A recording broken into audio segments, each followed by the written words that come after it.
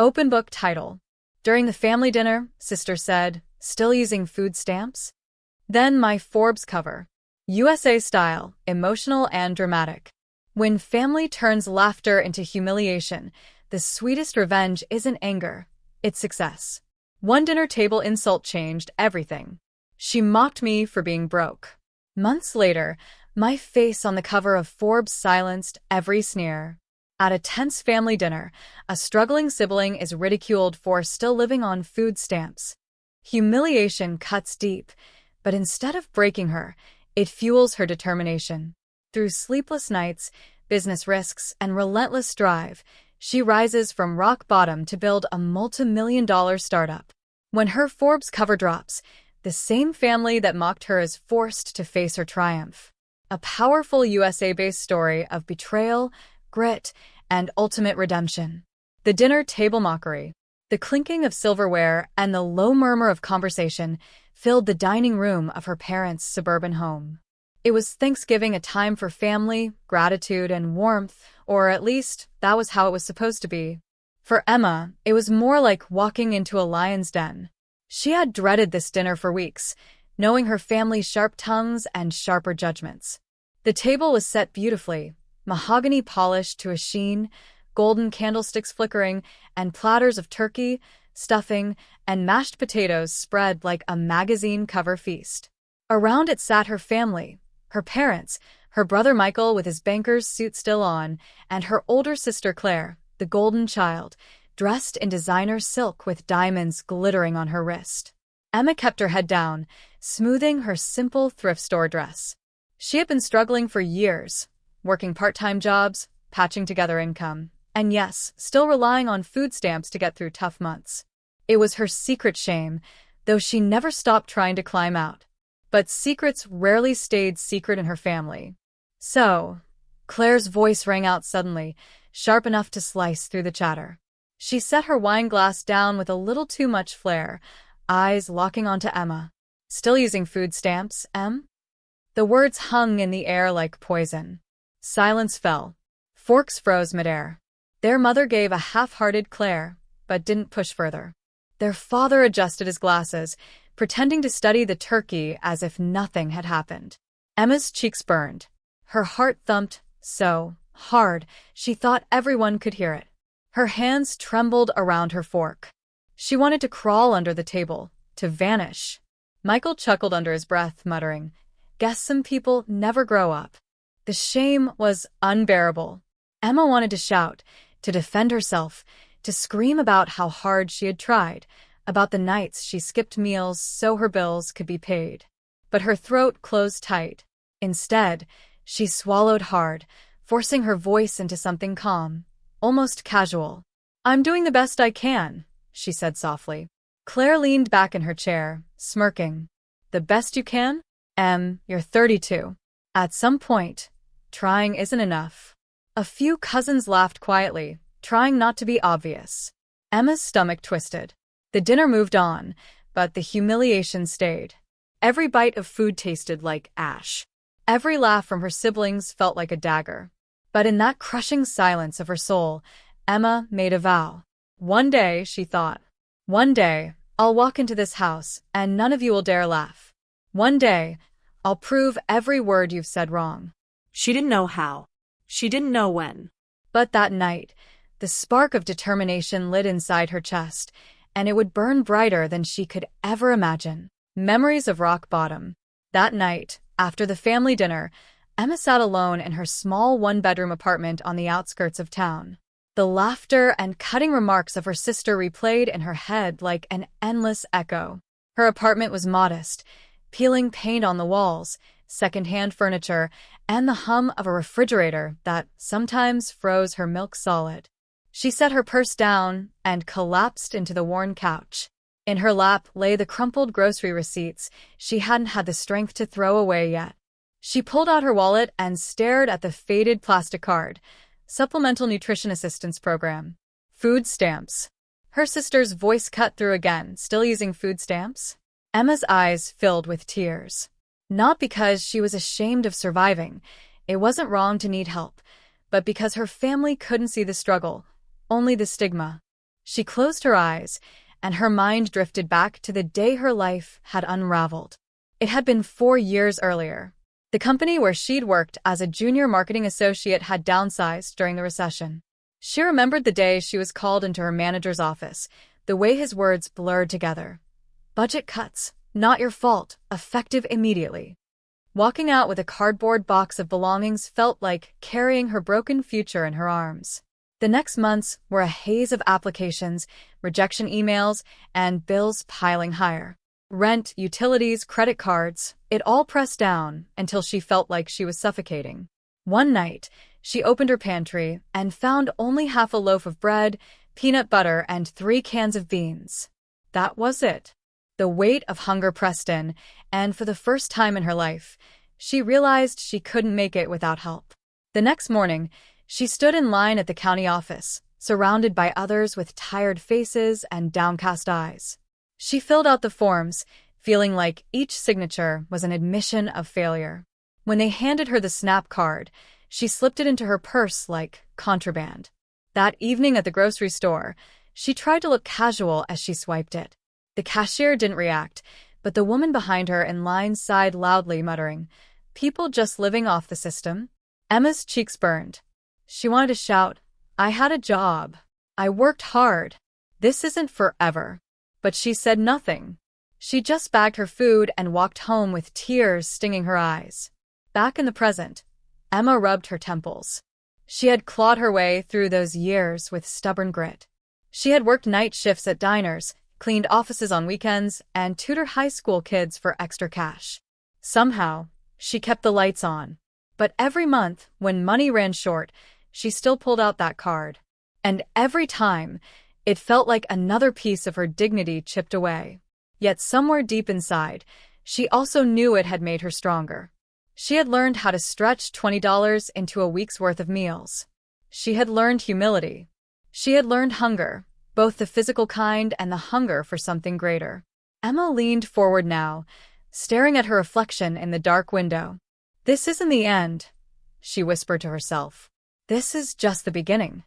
She didn't know exactly what would come next, but she knew she couldn't live in this cycle forever. She would find a way out. She would rise.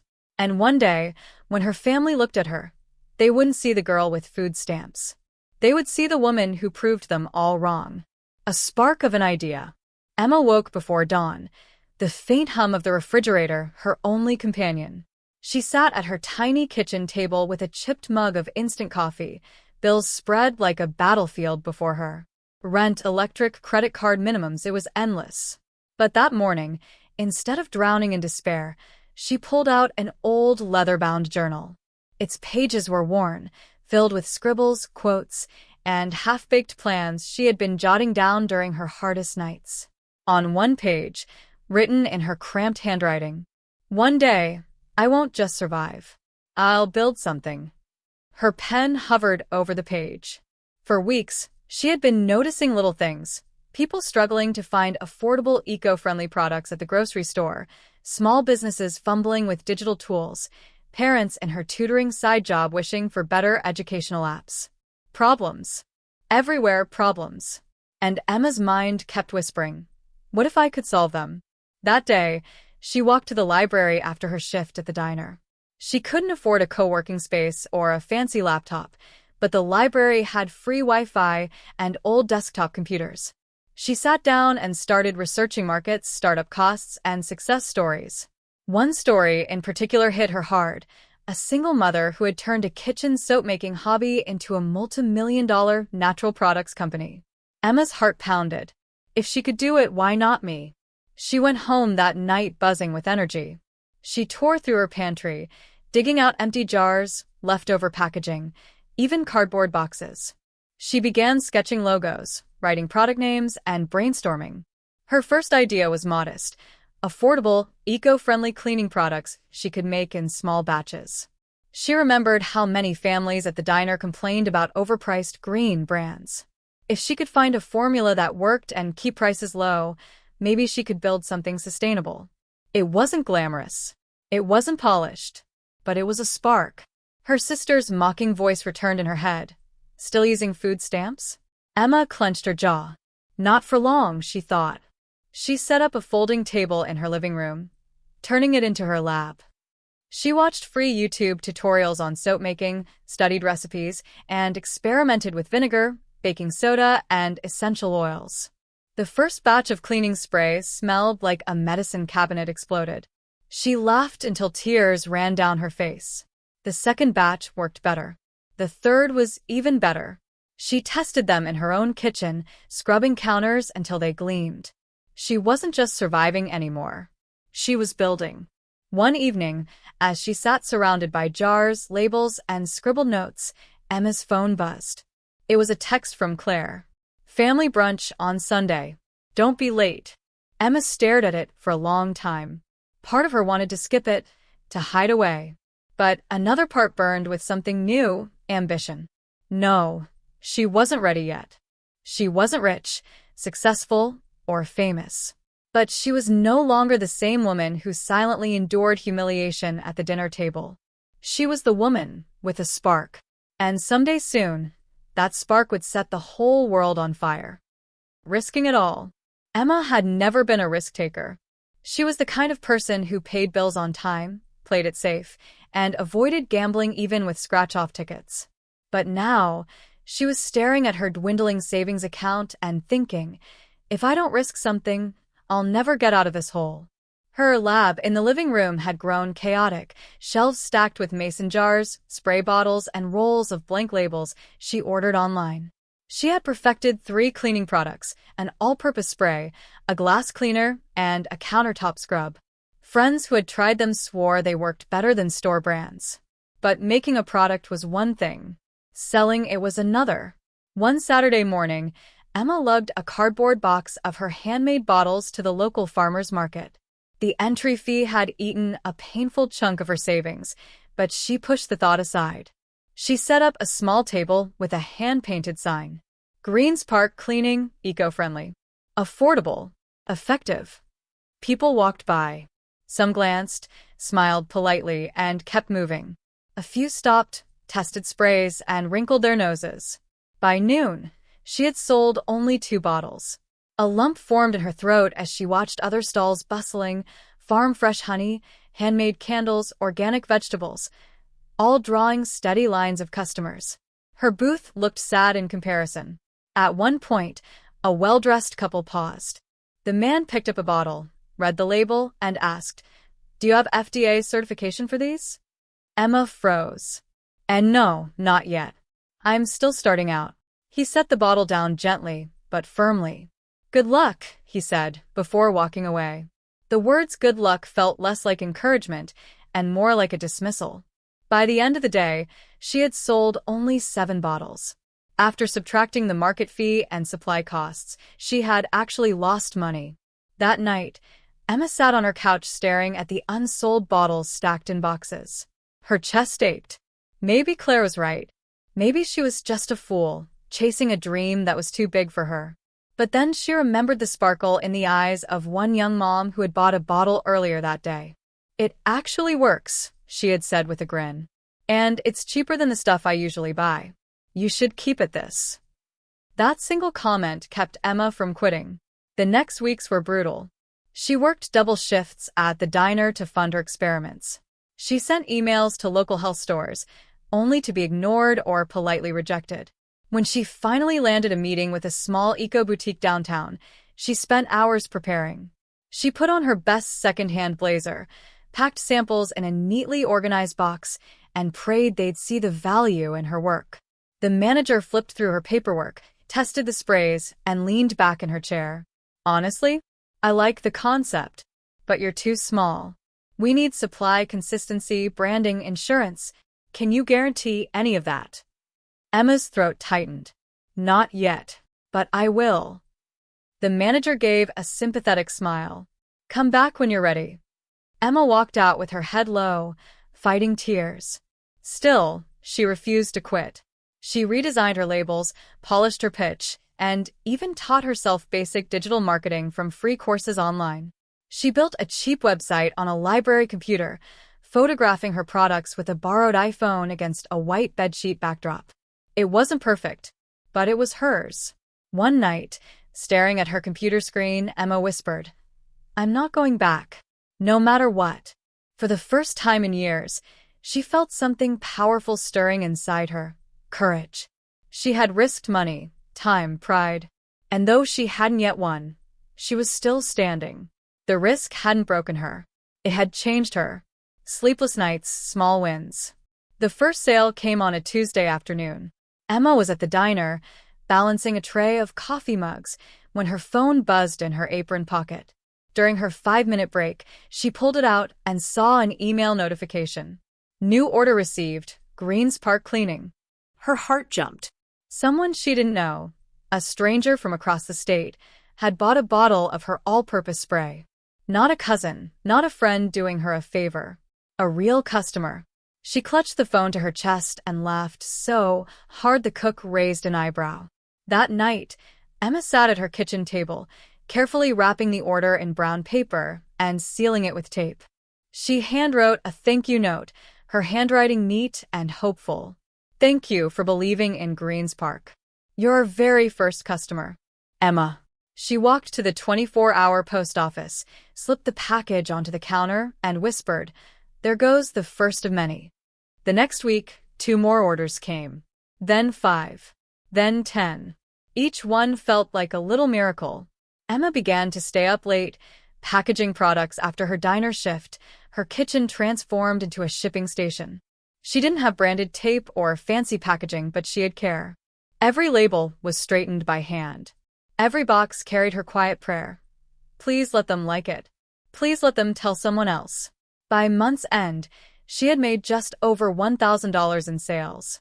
It wasn't much, barely covering costs, but when she saw the balance in her account, tears stung her eyes. For the first time in years, she felt the tide shifting. Of course, it wasn't smooth sailing. Some orders came back with complaints. Bottles leaking, labels peeling in the mail, a batch of spray that smelled too strong. Each negative email felt like a knife. But Emma didn't hide from them. She replied personally to every complaint, offered refunds, and even shipped replacements at her own expense. "This is part of it," she reminded herself. "If I can't face problems now, I'll never survive when it gets bigger." And slowly, word of mouth began to spread. A blogger reviewed her products. A mom posted on Facebook about how Greens Park was cheaper and safer for her kids. One day, she woke up to find 40 orders waiting in her inbox. She sat in bed, mouth open, whispering, "Oh my God." From then on, Emma lived in a blur of work.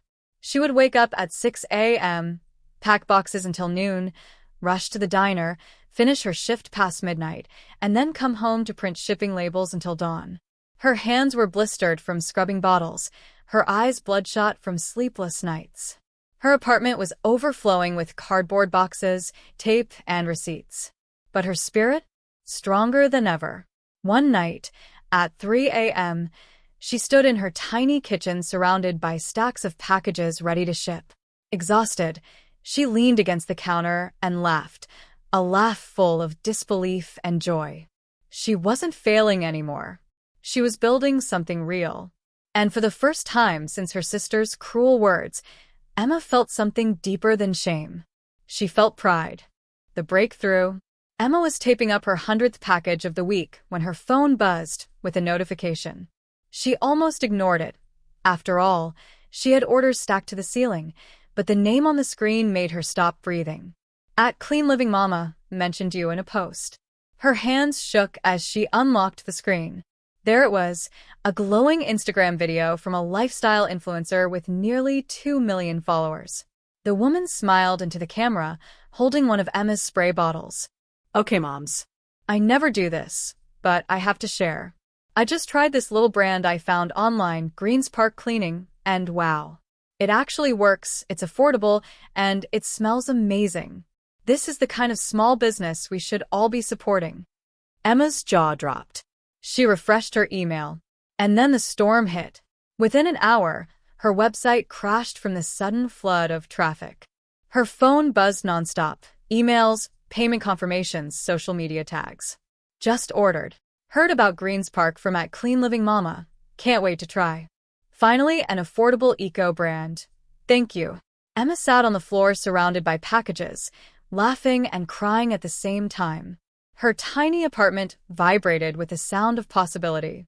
She stayed up all night restocking, printing shipping labels, and fielding customer questions. By dawn, she had sold more in one night than in her entire first 3 months combined. Her hands trembled as she checked her sales dashboard. $18,540.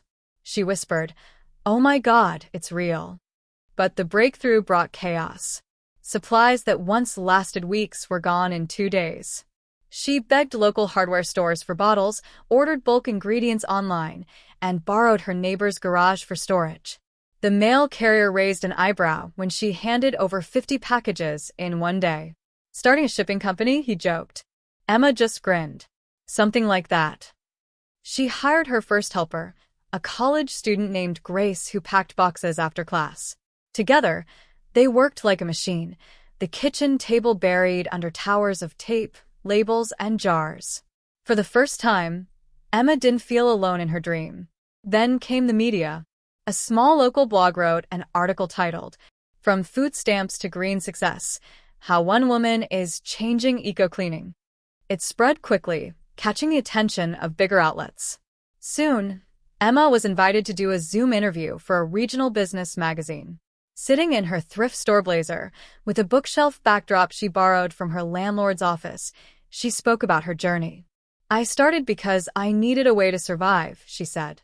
"But now I want to build something bigger, something that helps people live cleaner, better lives without paying luxury prices."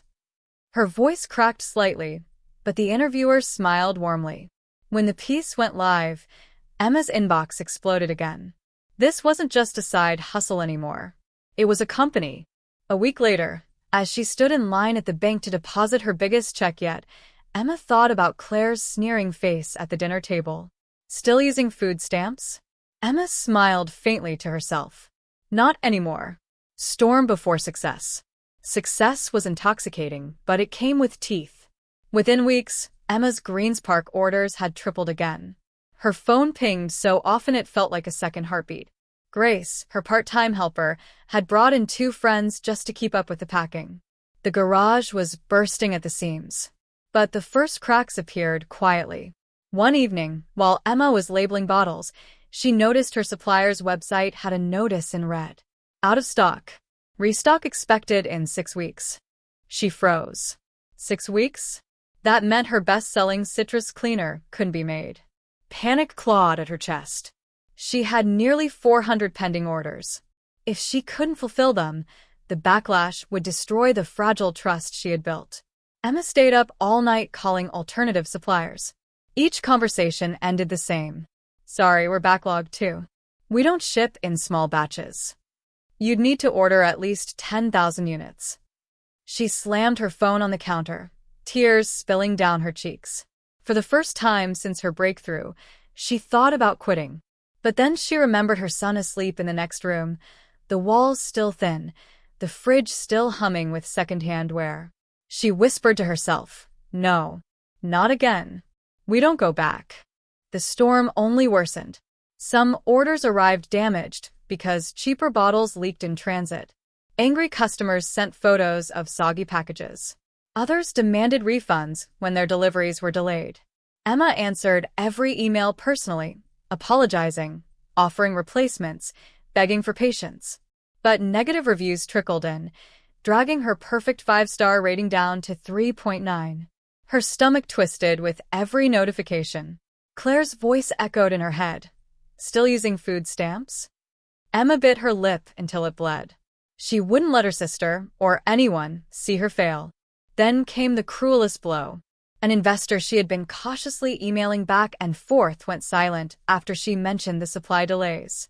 Days later, Emma stumbled across his LinkedIn post. "Lesson for entrepreneurs. If you can't scale without breaking, you're not ready for the big leagues." Her face burned. She closed the laptop and buried her head in her arms. But amid the wreckage, a lifeline appeared. Grace hesitated before speaking up one afternoon as they packed boxes. "My uncle owns a small bottling plant upstate," she said carefully. "It's not big, but maybe he'd cut you a deal?" Emma's head snapped up.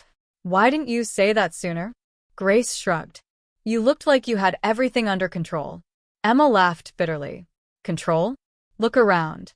We're drowning in cardboard. Within a week, Emma was driving 3 hours north in a rented van, heart pounding as she pulled up to a squat industrial building. Grace's uncle, a gruff man with grease-stained hands, listened patiently as Emma explained her vision. You're small now, he said, rubbing his chin. But I like scrappy people.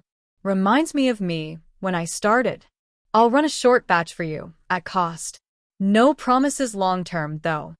Emma nearly cried. She shook his hand fiercely. That single deal saved her. With fresh supplies rolling in, Emma doubled down. She streamlined her process, hired 2 more part-timers, and upgraded to a shared warehouse space. No more kitchen table chaos. She sent apology gifts to unhappy customers, personalized notes, discount codes, and extra bottles. Slowly, the tide shifted. The reviews climbed back up. Her loyal customers returned, impressed that she owned her mistakes. And one morning, as she checked her email, she saw a new message from the regional business magazine that had first featured her. Emma, Forbes is doing a piece on emerging women entrepreneurs. We'd like to nominate you for consideration. She covered her mouth with both hands, her breath catching. From food stamps to Forbes. The storm had tested her, but it hadn't sunk her ship. She was still sailing. The Forbes call. The email had felt like a dream. A nomination wasn't a guarantee, but it was a doorway Emma never thought she'd even see. She didn't tell anyone, not even Grace. She tucked it into her chest like a secret flame, terrified a gust of bad luck might snuff it out. For weeks, she worked harder than ever. Shipments moved smoother. Her small team began wearing matching green aprons with a Greens Park logo, embroidered by a local seamstress. Customers posted photos of their sparkling kitchens, tagging her page with glowing captions. Still, Emma tried not to hope too much. Until the call came. It was a Tuesday morning when her phone lit up with a New York number. She hesitated, thinking it was spam, but something in her gut told her to answer. Hello? Emma Carter? A crisp voice asked. Yes. This is Dana Simmons, Senior Features Editor at Forbes. We've reviewed your nomination, and I'd like to formally congratulate you. You've been selected for a cover feature in our Women Entrepreneurs to Watch issue. Emma blinked. Wait, what? Dana chuckled. I know it's a lot to take in. We'll need to schedule a photo shoot and an in-depth interview. We're profiling women building impactful businesses from the ground up. Your story fits perfectly. Emma's knees buckled. She sank onto a chair, hand pressed to her forehead. Are you serious? As serious as our cover. Dana replied warmly. Welcome to Forbes, Emma. The weeks that followed were a blur. Photographers descended on her warehouse, turning the once humble space into a glowing set with lights and backdrops. Emma stood in front of towers of Greens Park bottles, her hair styled, her blazer crisp, her hands folded in quiet pride. Look at me, the photographer coaxed. You're not just selling cleaning products. You're changing the game. Own it. For the first time, Emma let herself feel powerful. The interview dug deeper than she expected. Tell me about the hardest part, Dana asked as her recorder clicked on. Emma hesitated, then told her everything. The nights she cried over bills, the humiliation of food stamps, the way her sister's words had cut deep. She spoke about the storm, the bad reviews, the supply shortages, and how close she came to quitting. And yet, Dana said, you didn't. Emma met her gaze. Because I couldn't. Failure wasn't an option. My son needed me to fight. And honestly, I needed me to fight. Dana smiled. That's what readers will see. Not just success. Resilience. When the shoot ended, the team handed Emma a mock-up of the upcoming cover. There she was, standing tall in a green blazer, Greens Park logo glowing behind her. Bold letters stretched across the page. Emma Carter, cleaning up the industry. Her eyes filled with tears. She traced the glossy surface with trembling fingers. She had dreamed of survival. She had never dared to dream of this. At home that night,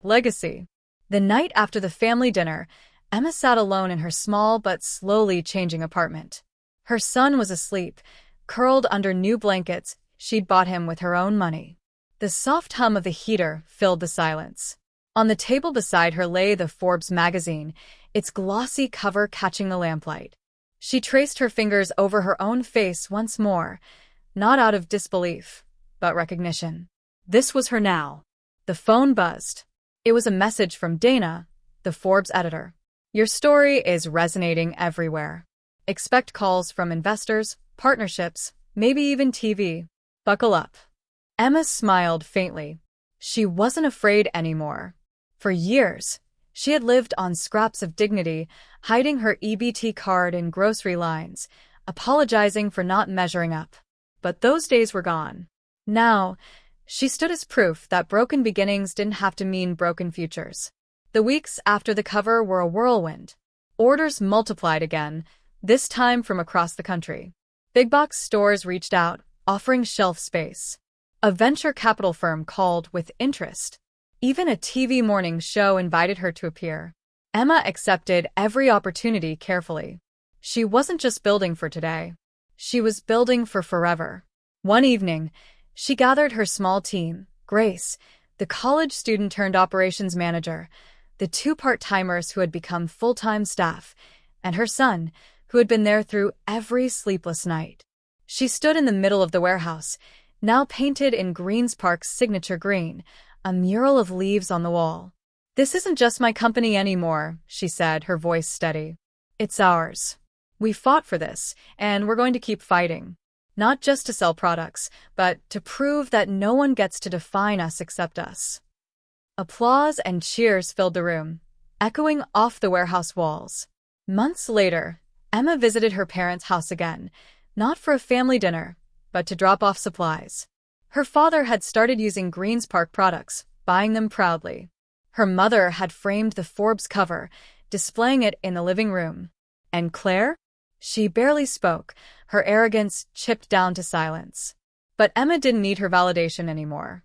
Standing in the doorway, Emma realized something.